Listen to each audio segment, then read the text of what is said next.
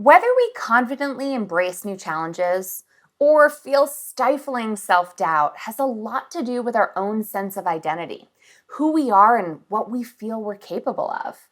That's why we're so susceptible to imposterism during periods of identity expansion, when we're redefining our sense of self.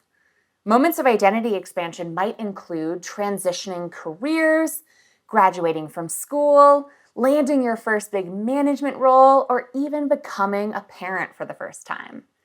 Now, sometimes we bring ourselves to these moments of identity expansion, like when we pursue a promotion, and sometimes they find us, like in the case of an unforeseen layoff.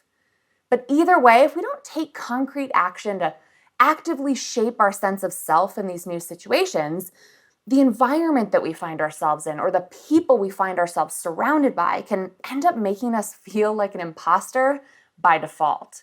For instance, if you've got a new micromanaging boss who doesn't trust you to handle basic tasks, you might slowly begin to question your judgment and see yourself as less capable too.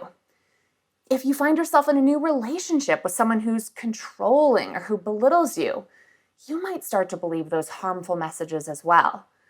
Or if you find yourself telling a self-deprecating joke about a new leadership opportunity, just like how I used to joke that I just talked my way into my state director position at a young age, you're going to start to believe it.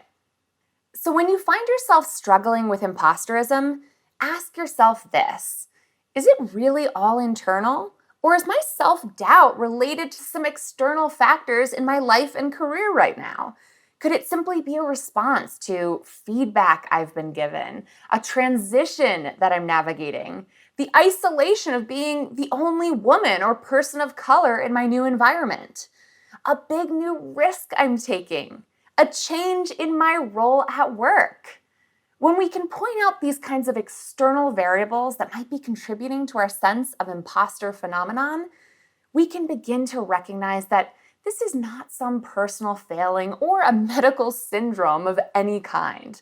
Rather, it's an understandable, explainable reaction to my new surroundings.